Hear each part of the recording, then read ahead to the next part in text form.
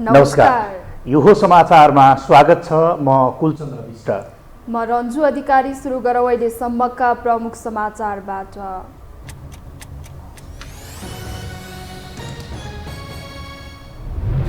प्रधानमन्त्री प्रचण्ड देउवा र ओली बीच भेटवार्ता, पछिल्लो राजनीतिक घटनाक्रम र राष्ट्रिय महत्त्वका विषयमा छलफल, राष्ट्रिय सहमतिको वातावरण निर्माणमा जोड। अड्किएका विधेयक अघि बढाउन प्रधानमन्त्रीलाई दलका प्रमुख सचेतकहरूको सुझाव। हिउँदे अधिवेशनमै 20वटा विधेयक पास गर्ने सरकारको तयारी। कार्यकाल सकिएको करिब 1 वर्षपछि राष्ट्रिय सभाले पाए उपाध्यक्ष। एकल उम्मेद्वार परेकोले उर्मिला अर्याल निर्विरोध निर्वाचित। राष्ट्रिय सभाबाट 3 विधेयक पारित। टर्कीमा 7.8 म्याग्निट्युडको शक्तिशाली भूकम्प, हजारौं मानिसको ज्यान गएको रिपोर्ट प्राप्त। सिरिया, लेबनान र इजरायलमा पनि क्षति पुग्यो।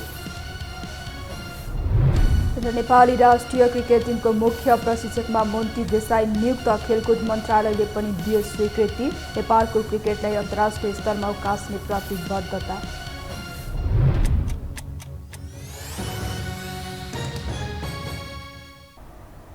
अब समाचार विस्तारमा। प्रधानमन्त्री पुष्पकमल दाहाल प्रचण्ड, नेपाली काङ्ग्रेसका सभापति शेरबहादुर देउवा र नेकपा एमालेका अध्यक्ष केपी शर्मा ओलीबीच आज समसामयिक विषयमा छलफल भएको छ। आज अपराह्न सिंहदरबारमा भएको भेटमा सीमा लगायत अन्य राष्ट्रिय महत्त्व र समसामयिक परिस्थितिबारे छलफल भएको हो। राष्ट्रिय स्वतन्त्र पार्टी सरकारबाट बाहिरिएपछि 3 दलका शीर्ष नेताहरूबीच भएको भेटलाई अर्थपूर्ण मानिएको छ। यो भेट लगत्तै सभापति देउवासँग भेट गर्नुभएका काङ्ग्रेस प्रमुख सचेतक रमेश लेखकले 3 नेताहरूका बीचमा पछिल्लो राजनीतिक परिस्थितिको बारेमा कुराकानी भएको बताउनु भयो। जुन चाहिँ त सरकार बनेको छ, यो सरकारको चाहिँ त सैद्धान्तिक धरातल पनि अत्यन्त कमजोर र विरोधाभासपूर्ण छ। अब त्यसैमा के छ त भन्दा प्रधानमन्त्री एउटा हुने, साँच्चीकै देश अर्कोले चलाउन खोज्ने खालको जुन लक्षण देखिन लाग्छ नि, त्यसले त झन् ज्यादा सकसपूर्ण स्थिति उत्पन्न हुन्छ।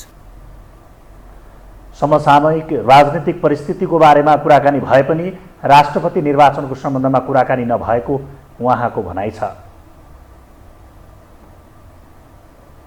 प्रधानमन्त्री पुष्पकमल दाहाल प्रचण्डले आज संसदीय दलका प्रमुख सचेतकहरूसँग छलफल गर्नुभयो। सो अवसरमा उनले हिउँदे अधिवेशन अझै 1.5 महिनासम्म चल्ने र यो बीचमा करिब 20वटा विधेयक संसदबाट पास गर्ने प्रतिबद्धता जनाएका छन्। एक रिपोर्ट।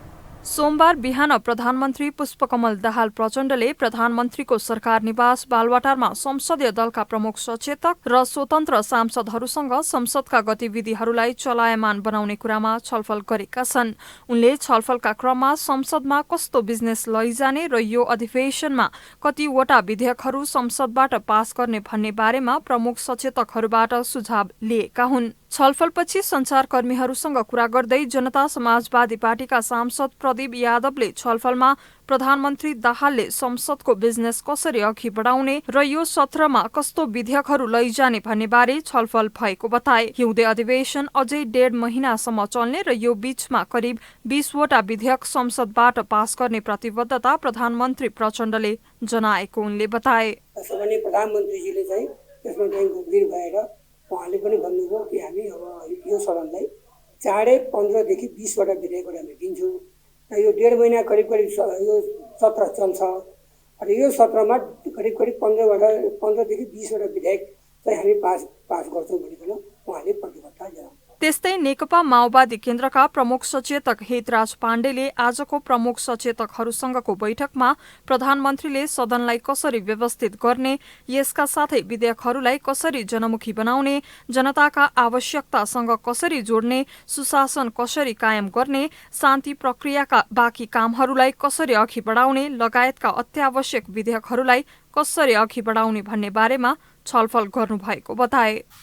यसको मूल विषयवस्तु सदनलाई व्यवस्थित कसरी गर्ने, यसका साथसाथै विधेयकहरूलाई खास गरेर जनमुखी कसरी बनाउने, अनि त्यसपछि जनताका आवश्यकतासँग कसरी जोड्ने, सुशासनलाई कसरी व्यवस्थित गर्ने, शान्ति प्रक्रियाका बाँकी कामलाई कसरी अगाडि बढाउने लगायतका अत्यावश्यकीय विधेयकहरूलाई हामी कसरी लैजान सक्छौँ, अगाडि बढाउन सक्छौँ भन्ने बारेमा सबै दलहरूका बिचमा बुझाइ एकता होस्, सदन र सरकारको बिचको कामलाई व्यवस्थित होस् भनेर बोलाउनु भएको थियो र त्यही आधारमा हामी सबै प्रस्तुत भयौँ र सबै दलको तर्फबाट प्रमुख सचेतकहरू र दलका नेताहरू उपस्थित हुनुहुन्थ्यो। त्यस्तै राष्ट्रिय स्वतन्त्र पार्टीका प्रमुख सचेतक सन्तोष परियारले संसद सुचारू भए पनि संसदले गर्ने कार्य सुखद नभएको भन्दै प्रधानमन्त्रीले आज बैठक बोलाएको बताए।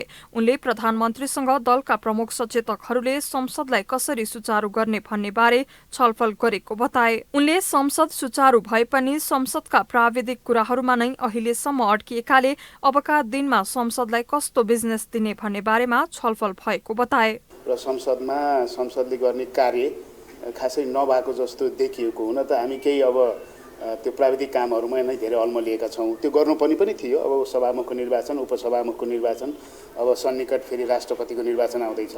हामी के टुङ्गोमा पुग्यौँ भने त्यो मस्यौदा समितिले पनि 15 दिनभित्र काम गरिसक्ने र संसदमा त्यो प्रक्रिया गर्दा गर्दै पनि केही समय लाग्ने भएको कारणले समिति नबन्दाखेरि पनि संसदलाई कार्य व्यवस्था दिन चाहिँ सकिने भन्ने एउटा कुरा भएको छ। कतिपय अवस्था संसदमा पनि त्यो फेरि केही समय लाग्छ। यस हिसाबमा अब राष्ट्रिय महत्त्वका राज्य सञ्चालनलाई आवश्यक पर्ने र हिजो केही थाती रहेका विधेयकहरू चाहिँ अब सरकारले संसदमा प्रस्तुत गर्ने र यसरी सुचारू गर्ने भन्ने कुरा भएको। त्यस्तै नेकपा एकीकृत समाजवादीका प्रमुख सचेतक प्रकाश ज्वालाले संसदले बिजनेस नपाएको र संसदमा विधेयकहरू अघि नबढिरहेको सन्दर्भमा प्रधानमन्त्रीले दलका प्रमुख सचेतकहरूसँग सुझाव लिनुभएको बताए।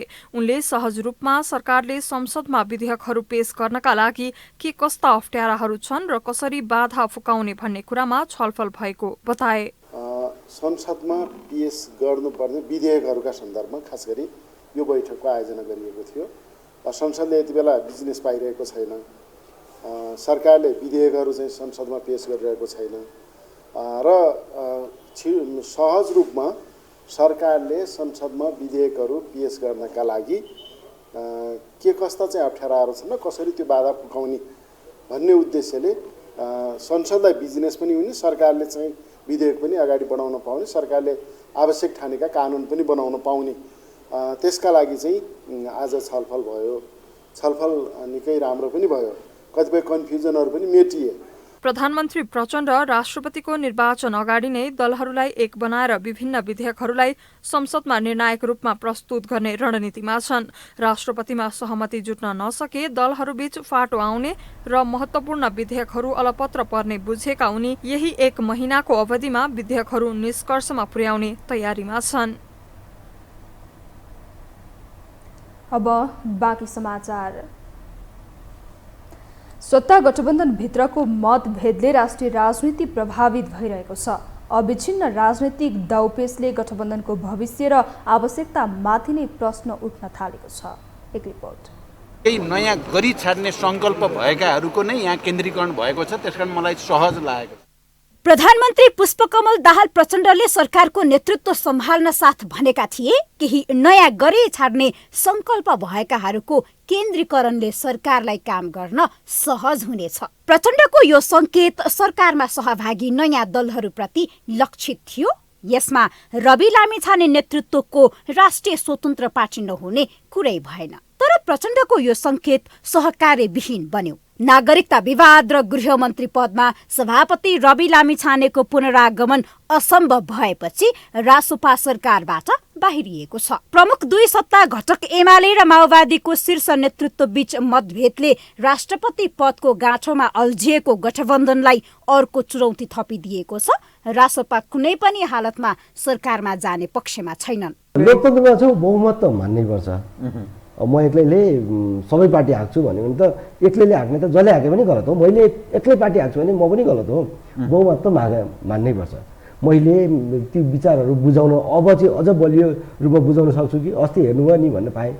अब शङ्काको सुविधा एकपल्ट दिन सकिन्छ। पटक पटक उही मान्छेलाई उसै गरी शङ्काको सुविधा दिन्छ भने त मूर्ख त हामी हुन्छौँ। रासपाको बहिर्गमनले गृह मन्त्रालयलाई लिएर ओली प्रचण्डमा बढेको अविश्वास र आशंकामा अर्को इँटा थपेको छ। राष्ट्रपति निर्वाचनबारे प्रचण्डलाई काङ्ग्रेसको मौन समर्थन, सरकारलाई समर्थन दिने र सरकारमा नबस्ने रासपाको कदम, ओली प्रचण्ड बीचको बढ्दो दूरी, गठबन्धनभित्रको उतार चढाव भनी साध्य छैन।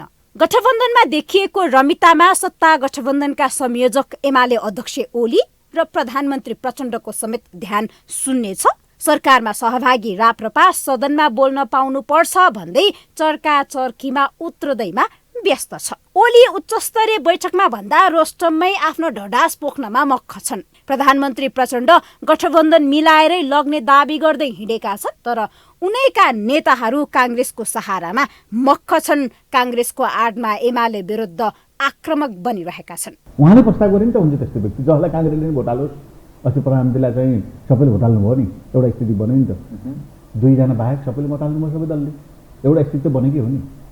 अब राष्ट्रपतिको हकमा नि त्यस्तै गरौँ भन्दा के बिग्रो एउटा यसमा गठबन्धनभित्रको बढ्दो टकरावका बीच राष्ट्रपति मात्र होइन, आफ्नो सरकारलाई पनि राष्ट्रिय सहमतिको सरकार बनाउने रणनीतिमा रहेका बेला सोमबार प्रधानमन्त्री कार्यालयमा प्रमुख 3 दलका शीर्ष नेताले भेट गरेका छन्। प्रधानमन्त्री प्रचण्डले सीमा सुरक्षा, राष्ट्रिय सुरक्षा लगायतका विषयगत ब्रिफिङमा एमाले अध्यक्ष केपी शर्मा ओली र काङ्ग्रेस सभापति शेरबहादुर देउबा सहभागी भएका हुन्। यो भेटघाटले आफ्नो सरकारलाई राष्ट्रिय सहमतिको सरकार बनाउन लागि परेका प्रचण्डको अभियानमा सहयोग नै पुगेको छ। तर गठबन्धनभित्रको बढ्दो टकराव, राष्ट्रपतिमा देखिएको बेमेलको अवस्थाले गठबन्धनकै भविष्यमाथि शङ्का चुलिएको छ। यो हो टेलिभिजनका लागि निम्लेकी शेर्पा, काठमाडौँ।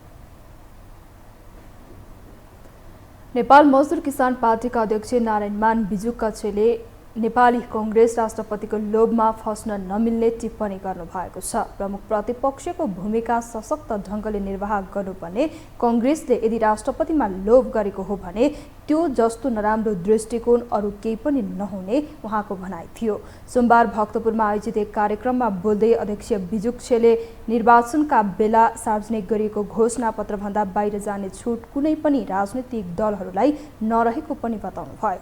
सत्तारूढ गठबन्धन प्रजातान्त्रिक नभएको भन्दै अध्यक्ष बिजुक्छेले असन्तुष्टि समेत व्यक्त गर्नुभयो। नेपाली कांग्रेसले त्यो बाटो अपनाएको हो कि भन्ने साँचो यही हो भन्दाखेरि त्यो जस्तो नराम्रो राजनीतिक दृष्टिकोणहरू छैन।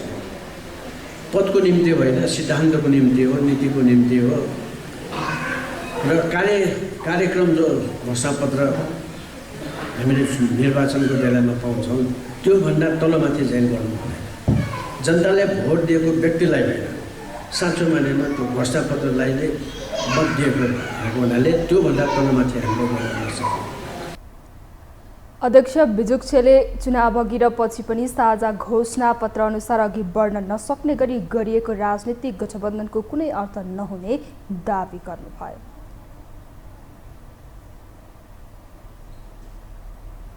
आफ्नो माग पूरा नभएपछि रविको आक्रोशपूर्ण अभिव्यक्ति सहित सरकार छाडेको राष्ट्रिय स्वतन्त्र पार्टी अब कसरी अघि बढ्छ भन्ने चासो बढेको छ।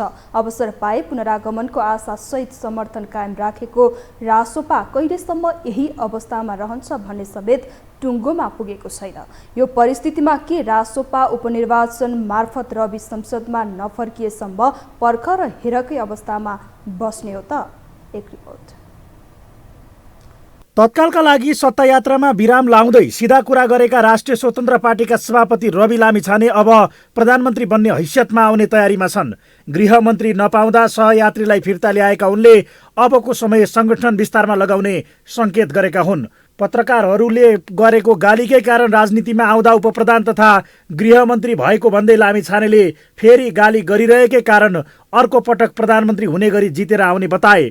यद्यपि गृह मन्त्रालय पाए अझै पनि सरकारमा जान आफूलाई कुनै समस्या नभएको बताएका उनले सरकारबाट बाहिरिनुको आधार भने प्रश्न पार्न सकेका छैनन्। सरसर्ती हेर्दा गृह मन्त्रालय आफ्नो पार्टीलाई नदिनु नैतिकताका आधारमा सत्ता गठबन्धनका दलहरूले खेलेको खेलका रूपमा बुझेका उनले त्यो बाध्यता भने सञ्चार माध्यमले खडा गरेको महसुस गरेका छन्।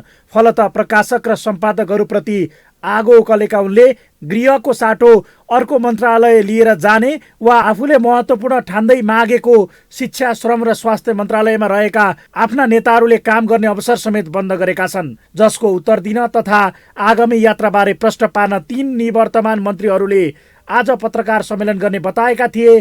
तर रविको चर्को भडासले उत्पन्न परिस्थितिलाई मध्यनजर गर्दै उक्त पत्रकार सम्मेलन स्थगित गरिएको छ, जसकारण अब रासोपाको राजनीतिक कदम के हुन्छ भन्ने विषयलाई अझ अन्यलग्रस्त बनाइदिएको छ। खान प्रचण्डको नेतृत्वमा नजाने या खाने कुरा छ कि नजाने म नजाने नै भन्छु। स्वतन्त्र छु, बहुमत त मान्नै पर्छ। म एक्लैले सबै पार्टी हाँक्छु भन्यो भने त एक्लैले हाँक्ने त जसले हाँके पनि गलत हो। मैले एक्लै पार्टी हाँक्छु भने म पनि गलत हो। बहुमत त मान्नै पर्छ। मैले ती विचारहरू बुझाउन अब चाहिँ अझ बलियो रूपमा बुझाउन सक्छु कि अस्ति हेर्नुभयो नि भन्न पाएँ। अब शङ्काको सुविधा एकपल्ट दिन सकिन्छ, पटक पटक उही मान्छेलाई उसै गरी शङ्काको सुविधा दिन्छ भने त मूर्ख त हामी हुन्छौँ, त्यो जनमतको अपमान गर्ने त हामी हुन्छौँ। पछिल्लो परिस्थिति हेर्दा समर्थन फिर्ता नलिएर राष्ट्रपतिमा एमालेलाई सहयोग गर्ने रणनीतिमा रहेको रासोपा प्रचण्डलाई काउन्टर दिने रणनीतिमा देखिन्छ। त्यसो भए आफूले नपाए पनि आफ्नै पार्टीले गृह मन्त्रालय पाउने वातावरण निर्माणमा ओलीले भूमिका खेल्ने रविको विश्वास हुन सक्छ, जहाँ आफै गृहमन्त्री बन्छु भनेर कहिल्यै नभनेको रविको दाबीले पनि सकारात्मक भूमिका खेल्न सक्ने आकलन रहेको दल फेरि सत्ता यात्रामै पुनरागमनको सम्भावना बढी छ। तर प्रचण्ड कति लचक बन्छन् भन्ने विषयले यसलाई निर्धारण गर्नेछ भने रविले उपनिर्वाचन नजिती कुनै पदमा नजाने बताइसकेका छन्। यसले उनले अरूलाई नै गृहमन्त्री बनाएर पार्टीलाई सत्तामा पठाएर आफू चाहिँ संगठन विस्तारमा लाग्न तयार होलान् त भन्ने प्रश्न समेत उब्जिएको छ। यद्यपि आफू बौलाए वा जेल गए पनि रासोपा अघि बढ्ने उनको अभिव्यक्तिले त्याग गर्न रवि तयार होलान् भन्न सक्ने झिनो आधार भने तयार भएको छ। तर यही बाटोमा रासोपा अघि बढे छोटो समयमै फेरि सरकारमै फर्किने भए किन हतारमा निर्णय लिएको भन्ने प्रश्नको समेत रविले सामना गर्नुपर्ने हुन्छ, जसले राजनीतिक व्यक्तित्व विकसित भइ नसकेको तथा उत्तेजनाको राजनीति गर्ने गरेको आरोपलाई अझ मलजल गर्नेछ। उहाँले सरकारको समर्थन चाहिँ कायम राख्ने, मन्त्री चाहिँ फिर्ता गर्ने, त्यसले के पुष्टि हुन्छ त? उहाँ न सत्तापक्षीय पार्टी रहनुभयो न प्रतिपक्षीय पार्टी हुनुभयो, होइन? त्यसैले उहाँले व्यवस्थाको संवेदनशीलता, प्रणालीको संवेदनशीलता, संविधानको संवेदनशीलतालाई उहाँहरूले नबुझेको वा व्यवस्था गरेको देखिन्छ। मेरो अपेक्षा, मेरो विश्लेषणमा त उहाँहरू जानु पर्थेन, किनकि उहाँहरूलाई सरकारमा जाने म्यान्डेटै थिएन। नयाँ भनिनेहरू अस्पष्टता र अधैर्यतामा फसेका, होइन? यो नयाँ भनिनेहरूमा त एउटा धैर्यता हुनु पर्यो नि, अलिकति गतिशीलता चाहिन्छ। ठिक छ, डाइनामिजमको म सपोर्ट गर्छु, तर त्यो जुन अधैर्यता र अस्पष्टता छ, त्यो अधैर्यता र अस्पष्टताले पनि फेरि कहीँ पनि पुर्याइँदैन। यता प्रधानमन्त्री प्रचण्ड भने रवि र राजेन्द्रलाई प्रयोग गरेर ओलीले आफूलाई कसैको बुझाइमा छन्। यही कारण बल्ल आफ्नो भागमा आइपुगेको गृह मन्त्रालय अरूलाई जिम्मा लाउने पक्षमा उनी छैनन्। त्यसमा पनि काङ्ग्रेसको विश्वासको मतले मोटाएका उनलाई रासोपाको सरकारबाट बाहिरिने निर्णयले समेत खासै असर गर्ने अवस्था छैन। यता गृह नै नपाई निरीह बन्दै सत्तामा जाने अवस्थामा रासोपा छैन, जसले राष्ट्रिय स्वतन्त्र पार्टी समर्थन पनि फिर्ता लिने र तत्काल सरकार बाहिर नै रहने अवस्था सिर्जना हुने सम्भावना प्रबल छ। त्यसो भए प्रतिपक्षी बन्ने म्यान्डेट प्राप्त भए पनि राष्ट्रिय स्वतन्त्र पार्टी सत्ता दौडमा लागेर गलत बाटो हिँडेको विश्लेषण चरितार्थ हुनेछ। यो हो टेलिभिजनका लागि कुलचन्द्र विष्ट, काठमाडौँ। हामीसँग समाचार बाँकी नै छन्, अहिलेलाई विश्राम।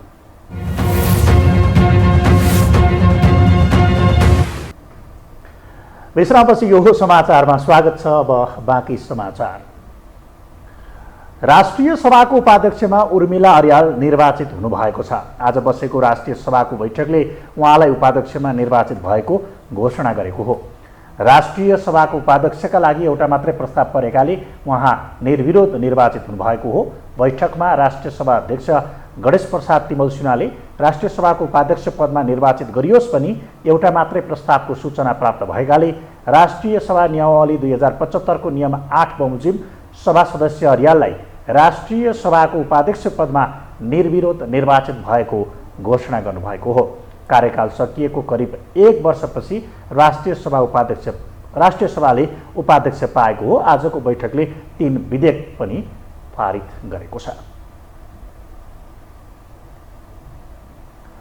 मङ्सिर 4 गते प्रतिनिधि सभा र प्रदेशसभा सदस्यको निर्वाचनसँगै संसद नियमित सुचारू भइसकेको छ। संसद सुचारू भएसँगै आम चासोमा रहेको नागरिकता विधेयकसँगै सदनमा दर्ता भएका दर्जनौं विधेयकहरू के हुन्छ चासो सुरु भएको हो। एक रिपोर्ट। संघीय संसदको सबैभन्दा मुख्य काम कानून नीति निर्माण हो। संसदको दुवै सदनबाट पारित विधेयक राष्ट्रपतिले प्रमाणीकरण गरेपछि संघीय ऐन बन्छ। कुनै एउटा सदनबाट मात्र पारित विधेयकले कानूनको मान्यता पाउन सक्दैन। यसका लागि सकेसम्म सहमति नभए बहुमत सहित विधेयकहरू पास हुन्छन्। लामो संक्रमणकालीन राजनीतिको अन्त्य गर्दै 2074 को निर्वाचनपछि गठित बहुमत प्राप्त सदनबाट धेरै अपेक्षा थियो। तर विडम्बना त्यही सदन सत्ता र शक्तिको दाउपेचमा दुई पटक विघटनको शिकार बने। विधेयक पास नीति नियम तर्जुमा केवल नारामुखी बने।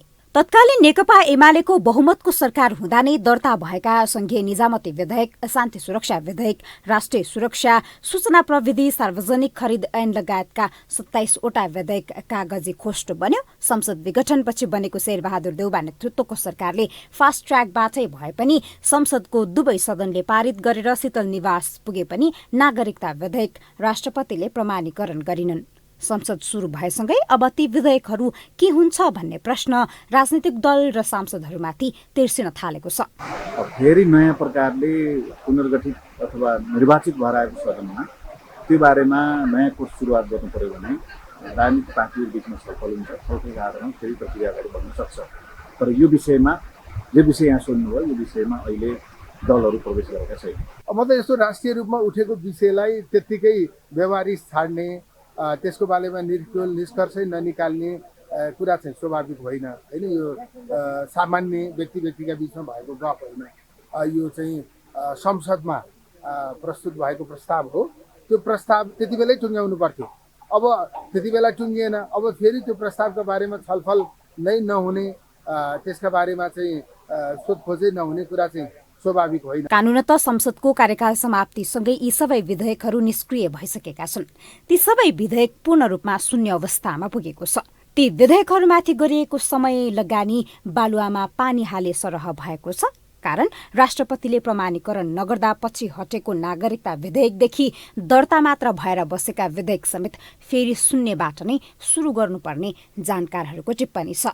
कानून निर्माण, नीति नियम तर्जुमा यो सदनबाट खासै आशा नै गर्न नसकिने विश्लेषण अहिले नै सुरु भइसकेको छ। पेश गर्ने सरकार पनि अलग थियो, अहिले सरकार पनि अलग छ, संसदको बनोट पनि अलग छ र सरकारमा संलग्न पार्टी पनि अलग छन्। अब एउटै पार्टी त्यही पार्टी हिजो विधेयक पेश गर्ने सरकारमा भएको हो भन्दै त एउटा कुरो हुन्थ्यो। तर संविधान त अगाडिको चाहिँ संसदको कार्यकालमा पास नहुन सकेका काम बाँकी भएका कुराहरू पुरै निष्क्रिय हुन्छन्।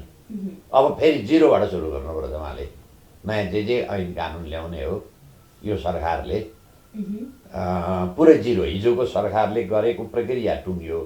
पुस 25 यता संघीय संसदले निरन्तरता पाइरहेको छ। सभामुख उपसभामुखको चयनसँगै अहिले संसद सञ्चालनको नियमावली तयार हुँदैछ। सदनमा कसैको पनि स्पष्ट बहुमत छैन, सहमति वा समर्थनको टुङ्गो छैन। सदन सुचारू भएको झण्डै महिना दिन बित्दा समेत पदभरणमै संसदको समय गइरहेको छ। तथापि नयाँ सदन भए पनि आफैले उठाएका मुद्दाहरूलाई निर्णायक र कानुनी रूप दिनुको विकल्प दल र सांसदहरूलाई छैन। यो हो टेलिभिजनका लागि क्यामेरामा विशाल प्याकुरेलका साथमा निम्लेकी शेर्पा, काठमाडौँ। अब बाँकी समाचार। सञ्चार तथा सूचना प्रविधि मन्त्री रेखा शर्माले सरकारले संसदमा पेश गर्न बाँकी मिडिया विधेयकलाई तत्काल अगाडि बढाउने कार्ययोजना सहित अघि बढेको बताउनु भएको छ। आज प्रेस काउन्सिल र नेपाल पत्रकार महासङ्घको भेटघाट कार्यक्रममा बोल्दै मन्त्री शर्माले संसदमा पेश गर्न बाँकी मिडिया विधेयकहरूलाई सरकारले तत्काल अगाडि बढाउने कार्ययोजनामा रहेको बताउनु भएको हो। उहाँले त्यसको लागि तत्काल सरोकारवाला निकायहरूले आवश्यक सल्लाह सुझावहरू मन्त्रालयलाई दिन पनि आग्रह गर्नुभयो। उहाँले आम सञ्चार क्षेत्रका लागि बनेका कानुनहरू अधिकांश पुराना भएकाले वर्तमान अवस्थाका आधारमा कानुनहरू परिमार्जन गर्न आवश्यक रहेको र सरकार सकारात्मक रहेको पनि बताउनुभयो।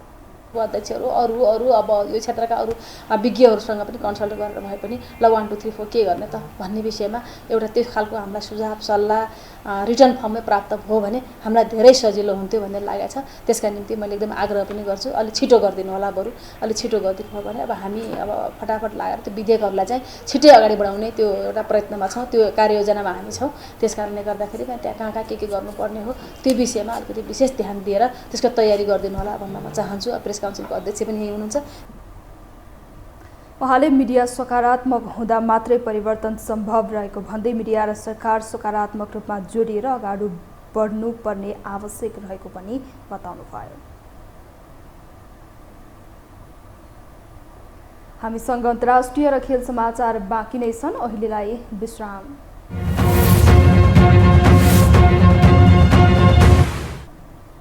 विश्रामपछि यो समाचारमा पुनः स्वागत छ। अब पालो अन्तर्राष्ट्रिय समाचारको।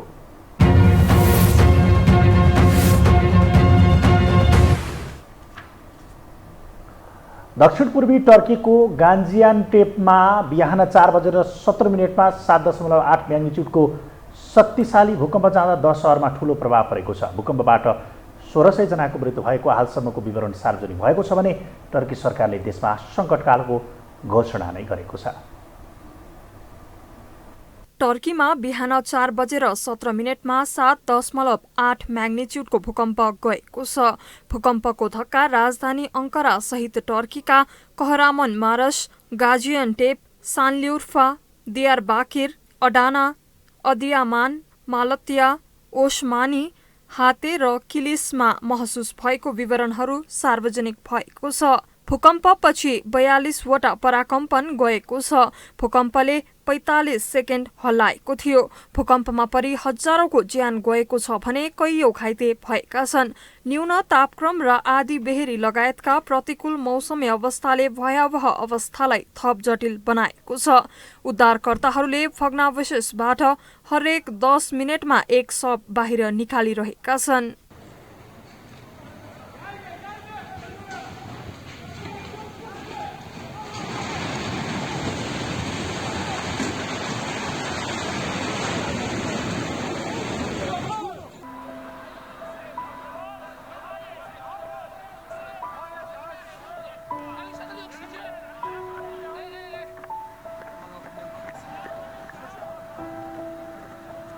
यो ठूलो भूकम्प पछिका पराकम्पहरू केही दिन, केही हप्ता, सायद धेरै महिनासम्म पनि जारी रहने पर्थ अस्ट्रेलियाको कटेन विश्वविद्यालयको school of earth and planetary साइन्सका प्राध्यापक क्रिस एडलर्सले बताएका छन्। भूकम्प पृथ्वीको सतहभन्दा लगभग 17 किलोमिटरको गहिराईमा गएको थियो। भूकम्पको कारण अस्पतालहरूमा क्षति पुगेको छ, जसको कारण स्वास्थ्य सेवा प्रणालीमा समेत समस्या देखिएको छ। टर्की विश्वको सबैभन्दा सक्रिय भूकम्पीय क्षेत्रहरूमध्ये एक हो। त्यस्तै शैक्षिक संस्थाहरू एक साताका लागि बन्द, साथै एयरपोर्टहरू पनि बन्द गरिने देशका उपराष्ट्रपति फुआद ओतेले बताएका छन्। यसैबीच सिरियाका राष्ट्रपति बशर असदले भयावह अवस्था सिर्जना भएपछि बिहानै आपतकालीन बैठक पनि बसेको थियो भने राष्ट्रले रक्तदान गर्न पनि आह्वान गरेको छ। संयुक्त राज्य अमेरिकाले उक्त विपदका विवरणबाट आफू गम्भीर रूपमा चिन्तित रहेको उल्लेख गरेका छन्। अमेरिकी राष्ट्रपति जो बाइडेनले कसरी मद्दत पुर्याउन सकिन्छ भनेर विश्लेषण गर्न देशको अन्तर्राष्ट्रिय सहायता निकायलाई निर्देशन समेत दिएका छन्। त्यस्तै फ्रान्सका राष्ट्रपति इमानुएल म्याक्रोनले आफ्नो देश टर्की र सिरियालाई आपतकालीन सहायता उपलब्ध गराउन तयार रहेको बताएका छन्। टर्कीले संकटकाल घोषणा समेत गरेको छ।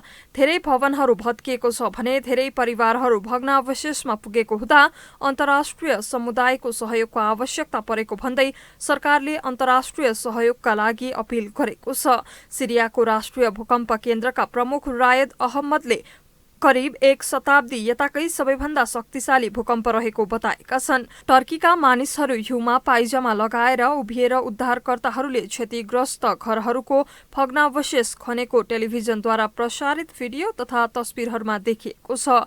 टर्कीको टेलिभिजनमा सार्वजनिक भएको तस्बिरहरूमा उद्धारकर्मीहरूले कहरमानमारस र छिमेकी गाजियान्टेप सहरमा भवनहरूको भग्नावशेष खनेको देखिएको छ भने आत्तिएका मानिसहरू सडकमा दौडिरहेको पनि प्रष्टसँग देख्न सकिन्छ। कहरमानमारसका गभर्नर ओमेर फारूक कोस्कुनले क्षति गम्भीर भएका कारण मृतकको यकिन संख्या अनुमान गर्न हालै नसकिने बताएका छन्। 14 तले भवनहरू ध्वस्तैसँग भत्किएका छन्। सिरियाली स्वास्थ्य मन्त्रालयले अलेप्पो, लाटाकिया, हामा र टाटस प्रान्तमा बढी क्षति पुगेको जनाएको छ। टर्की विश्वकै सबैभन्दा सक्रिय भूकम्प प्रभावित क्षेत्रमध्ये एक हो। विशेषज्ञहरूले लामो समयदेखि ठूलो भूकम्पले तहस नहस पार्न सक्ने चेतावनी दिँदै सुरक्षा सावधानी बिना ठूला भवन निर्माण गर्न अनुमति दिएको पनि थिएन। सन् 1979मा देशको उत्तर पश्चिममा शक्तिशाली भूकम्प गएपछि 18,000 भन्दा बढी मानिसले ज्यान गुमाएका थिए।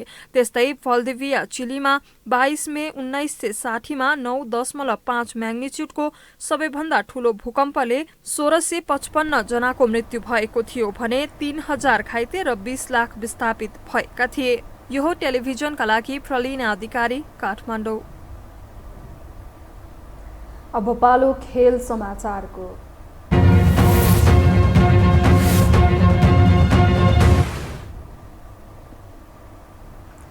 भारतीय प्रशिक्षक मोन्टी देसाई नेपाली राष्ट्रिय क्रिकेट टिमको मुख्य प्रशिक्षक नियुक्त भएका छन्। नेपाल क्रिकेट सङ्घ क्यानको मुख्य प्रशिक्षक छनौट समितिले देसाईलाई मुख्य प्रशिक्षक नियुक्त गरेको हो।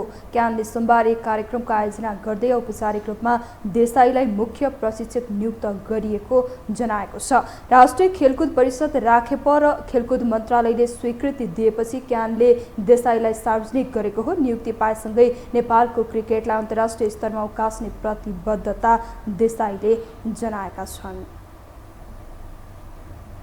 प्रचण्ड नेतृत्वको नयाँ सरकार गठन भएको पनि महिना दिन कटिसकेको छ। शीर्ष पार्टी र तिनका नेताहरू गृहमन्त्रीको लुच्छाचुडीमा व्यस्त हुँदै गर्दा देशले कहिले खेलकुद मन्त्री पाउने हो अनिश्चित बनेको छ। एक रिपोर्ट। देशमा अहिले गृहमन्त्री कसले सम्हाल्ने भन्ने विषयमा बबन्डर मचिएको छ। प्रधानमन्त्री पुष्पकमल दाहाल प्रचण्ड, नेकपा एमाले अध्यक्ष केपी शर्मा ओलीदेखि वैकल्पिक शक्ति सबैको रुवा वाचेर हार गुहार चलिरहेको छ। यहाँसम्म कि यसै मन्त्रालयका लागि गठबन्धनमा दरार आउने सङ्केत पनि यिनै नेताहरूले गरिरहेका छन्। तर अन्य मन्त्रालय जस्तै एउटै हैसियत पाएको खेलकुद मन्त्रालयको कुर्सी भने नेतृत्वको पर्खाइमा बसिरहेको छ। प्रधानमन्त्री प्रचण्डले शपथ लिएको महिना दिन कटिसक्यो तर पनि अझै खेलकुदले आफ्नो नेतृत्व लिने मन्त्री भने पाउन सकेको छैन। नेतृत्व पाउन भन्दा पनि वास्तवमा यो मन्त्रालय माग्न कुनै पार्टीका नेताहरूको प्रस्ताव नै आउँदैन। आफ्नो स्वार्थ बाँचिने मन्त्रालय लिन पल्केका नेताहरू यो मन्त्रालयमा कुनै स्वार्थ नहुने हुँदा चासै दिँदैनन्। मन्त्रालय बाँडफाँड गर्ने बेलामा राप्रपाका विक्रम पाण्डेले अस्वीकार गरेको यो मन्त्रालय गठबन्धनमा सामेल हुने पार्टीका लागि छुट्याएर राखेको बुझिन्छ। खेलकुद क्षेत्र नै भएर होला सायद यो मन्त्रालयलाई डेब्यू गर्ने मन्त्रालयका रूपमा चरितार्थ गरिँदै आएको छ। मैले अघि भने नि त्यो लिस्ट प्रायोरिटीमा परेको छ हैन, मिनिस्ट्रीको लिस्ट प्रायोरिटी मिनिस्ट्रीमा परेको छ। जुन मिनिस्ट्री क्याटेगोरी हुन्छ तपाईँले गृह मन्त्रालय भन्नुभयो, अब के भन्छ यो होम मिनिस्ट्री भयो एउटा, एउटा अब एजुकेसन मिनिस्ट्री भयो, हेल्थ मिनिस्ट्री भन्यो, सबै डेभलपमेन्ट मिनिस्ट्री भन्यो, सबै चाहिँ नि प्रायोरिटीमा परेको यो मन्त्रालय नन प्रायोरिटीमा परेको। नन प्रायोरिटीमा परेको मतलब के भने मान्छेले यसको चाहिँ नि त्यो भ्यालु र वेट पनि बुझेको छैन। अर्को कुरा यसको चाहिँ बजेट जुन छ नि, जुन डेडिकेटेड बजेटहरू पनि कम छ। जहाँ बजेट कम छ, जहाँ एक्टिभिटी कम गर्न सकिन्छ, जहाँ एक्टिभिटी कम हुन्छ त्यहाँ मान्छेले गएर के गर्ने भन्ने कुराको लागि लिएर अब मन्त्रालय बाँडफाँडमा पनि त्यो लिस्ट प्रायोरिटीमा परेकै अवश्य हो। एउटा उचाइमा पुगिसकेको क्रिकेट ओह्रालो लागिरहेको छ। अभिभावक संस्थाले गरेकै लिगमा पनि स्पट फिक्सिङ हुने गर्छ। खेलाडीहरू रोजीरोटीका लागि विदेश पलायन हुनु परेको छ। सरकारले नै घोषणा गरेको पुरस्कार राशि लिन वर्षौँ धाउँदा पनि पाउन मुस्किल छ। यिनले लिन नमानेको मन्त्रालयभित्र यस्ता समस्याले दिन प्रतिदिन खेल क्षेत्र रुग्ण हुँदै गएको छ। यस्तो लथालिङ्गको अवस्थामा हुँदा पनि देश र जनताको सेवा गर्न राजनीतिमा छिरेका र शपथ खाएकाहरूको प्राथमिकतामा पर्न सकेको छैन। केही खेलकुदलाई गरौँ भन्ने खालको मन्त्री त हामीले देखाए पनि छैन। अब त्यस कारणले गर्दाखेरि यो चाहिँ के भने कसैको निमित्त पनि प्रायोरिटीमा पर्छ जस्तो मलाई लागेन। इभन खेलकुद क्षेत्रबाट आएको मान्छेहरूलाई नि चोइस दियो भने पनि भोलि त्यो व्यक्तिले पनि यो नलिन सक्छ किनभनेदेखि अब यसमा त्यो किसिमको अब चाहिँ के भनेदेखि चाहिँ अब जुन किसिमको आर्थिक होइन अब र एउटा चाहिँ प्यासन भनौँ न, अब यो त एउटा प्यासन पनि हुनु पऱ्यो नि त खेलकुदलाई। अब त्यो व्यक्तिको लागि यो कहिले पनि प्रायोरिटीमा चाहिँ अहिलेसम्म परेको छैन। जुनसुकै क्षेत्रको विकासका लागि सम्बन्धित मन्त्रालयमा नेतृत्व हुन आवश्यक छ, तर सबैजना आफ्नै स्वार्थमै केन्द्रित हुँदा खेलकुद जस्तो कम बजेट पर्ने मन्त्रालयमा बस्न नै इच्छा राख्दैनन्। खेलकुद राष्ट्रिय राजनीतिको विषय नभन्दा खेलाडी र योसँग सम्बन्धित सबै निकायहरू लाचार बनेर बसेका छन्।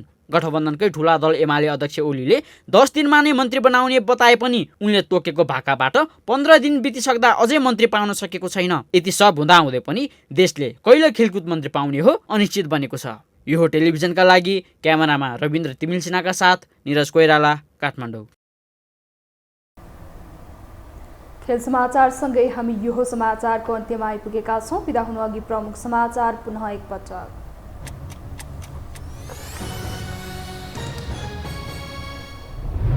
प्रधानमन्त्री प्रचण्ड देउवा र ओली बीच भेटवार्ता, पछिल्लो राजनीतिक घटनाक्रम र राष्ट्रिय महत्त्वका विषयमा छलफल, राष्ट्रिय सहमतिको वातावरण निर्माणमा जोड।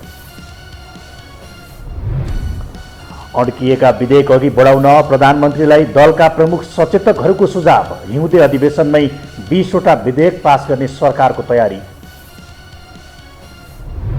कार्यकाल सकिएको करिब 1 वर्षपछि राष्ट्रिय सभाले पायो उपाध्यक्ष, एकल उम्मेद्वार परेकोले उर्मिला रियाल निर्विरोध निर्वाचित, राष्ट्रिय सभाबाट 3 विधेयक पारित। टर्कीमा 7.8 म्याग्निच्युडको शक्तिशाली भूकम्प, हजारौं मानिसको ज्यान गएको रिपोर्ट प्राप्त। सिरिया, लेबनान र इजरायलमा पनि क्षति पुग्यो। र नेपाली राष्ट्रिय क्रिकेट टिमको मुख्य प्रशिक्षकमा मोन्टी देसाई नियुक्त, खेलकुद मन्त्रालयले पनि दियो स्वीकृति, नेपालको क्रिकेटलाई अन्तर्राष्ट्रिय स्तरमा उकास्ने प्रतिबद्धता।